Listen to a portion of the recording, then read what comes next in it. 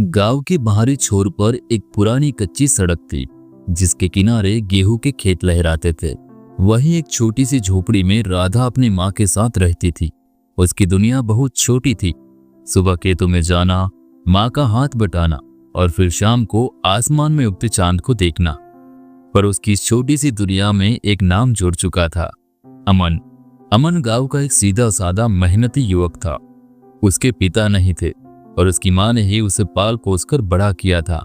वह गांव के सबसे अच्छे किसानों में गिना जाता था, लेकिन उसकी आंखों में एक अलग सी गहराई थी, जैसे कोई अधूरा सपना छुपा हो। राधा और अमन की मुलाकातें खेतों में होती। बिना किसी शब्द के उनकी आंखें एक दूसरे से बातें कर लेती। अमन कभी राधा के लिए पीने को ठंडा पानी रख देता, तो कभी राधा चुपचाप उसकी ओर देखकर हल्की मुस्कान दे देती। दोनों जानते थे कि उनके बीच कुछ खास था, लेकिन इस रिश्ते को नाम देना मुश्किल था। दिन बीतते गए और उनके बीच का यह अनकहा रिश्ता गहराता चला गया। लेकिन गांव की परंपराएं इतनी सरल नहीं थी। राधा की मां ने उसकी शादी के लिए रिश्ते देखने शुरू कर दिए थे। जब यह खबर अमन तक पहुंची तो पहली बार उसके चेहरे पर उदासी दिखी। उसने कुछ नहीं कहा, लेकिन अब वह खेतों में कम दिखने लगा। राधा उसे ढूंढती, लेकिन वह न जाने कहां गायब हो जाता। राधा के घर पर शादी की तैयारियां होने लगी। मेहमान आने लगे और एक दिन अमन ने देखा कि राधा को सुहागन के लाल जोड़े में सजाया जा रहा था। उसकी आंखें नम हो गई, पर वह कुछ नहीं कर सकता था। चुपचाप अपने घर लौट आया और पहली बार उसकी आंखों से आंसू बहे। राधा की शादी तय हो चुकी थी, लेकिन उसके दिल में हलचल थी। वह इस रिश्ते को नहीं चाहती थी, क्योंकि उसका मन तो कहीं और अटका हुआ था, अमन के पास। लेकिन समाज की बेड़ियां उसे बांध रही थी। शादी का दिन करीब आ रहा था और राधा का दिल तेजी से धड़क रहा था। लेकिन किस्मत को कुछ और ही मंजूर था। शादी की एक रात पहले अचानक दूल्हे का परिवार रिश्ता तोड़कर चला गया। उन्होंने दहेज की मांग की थी, जिसे राधा की मां पूरा नहीं कर सकी। पूरा गांव यह खबर सुनकर हैरान था, लेकिन राधा की आंखों में आंसू नहीं थे। उसके दिल से जैसे कोई बोझ हल्का हो गया था। शादी टूटने के बाद राधा ने खुद को खेतों में झोंक दिया, लेकिन इस बार अमन गायब था। वह कहीं दिखता ही नहीं था। कुछ दिनों बाद पता चला कि वह गांव छोड़कर शहर चला गया था। वह अपने लिए कुछ नया करने की कोशिश कर रहा था। राधा ने अपने दिनों को खेतों में बिताना जारी रखा, लेकिन अब वहां कोई चुपचाप ठंडा पानी रखने वाला नहीं था। कोई ऐसा नहीं था जो उसकी ओर देखता और बिना कुछ कहे उसकी दुनिया रोशन कर देता। कुछ साल बीत गए। राधा पहले से ज्यादा मजबूत हो चुकी थी। एक दिन अचानक गांव में खबर फैली कि अमन वापस आ गया है। वह अब एक सफल किसान था, जिसने शहर में भी अपने खेतों की पहचान बनाई थी। जब राधा ने यह सुना तो उसका दिल जोर से धड़कने लगा। शाम को जब चांद अपनी चांदनी बिखेर रहा था, राधा खेतों के पास बने पुराने पीपल के पेड़ के नीचे खड़ी थी। हवा ठंडी थी और आसमान साफ। तभी उसने किसी के कदमों की आहट सुनी। पीछे मुड़कर देखा तो अमन खड़ा था। दोनों की नजरें मिली। वर्षों की दूरियां एक पल में मिट गई। बिना कुछ कहे, बिना कोई शब्द बोले, दोनों मुस्कुराए।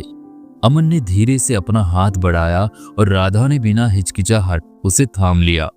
चांदनी रात में जब राधा और अमन की नजरें मिली और उन्होंने एक दूसरे का हाथ थाम लिया, तभी दूर खड़े किसी ने उन्हें देख लिया। वह कोई और नहीं, बल्कि गांव का सबसे बातूनी आदमी रामलाल था। रामलाल चुपचाप वहां से चला गया, लेकिन उसके दिमाग में अब सुबह की नई चर्चा के बीज पड़ चुके थे।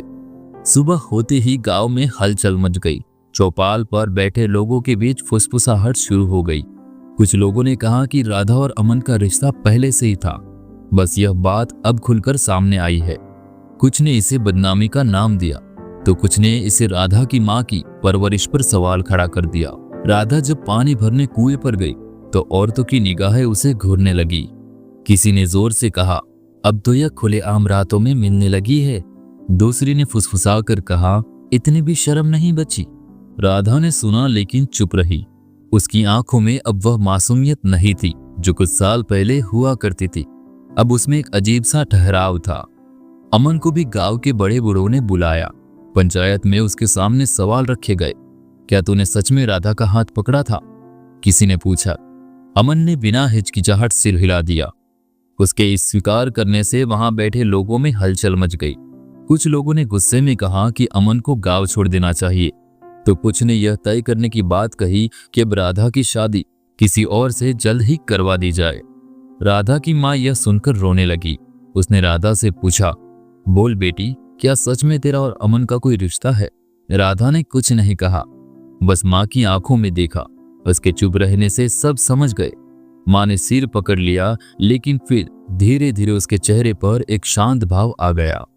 शाम होते होते पूरा गांव इस मुद्दे पर बट चुका था। कुछ लोग राधा के पक्ष में थे, कुछ उसके खिलाफ। लेकिन इस बार अमन चुप नहीं बैठा। वह पंचायत में दोबारा गया और वहां खड़े होकर साफ कहा कि अगर राधा और मैं एक दूसरे से प्यार करते हैं तो इसमें गलत क्या है?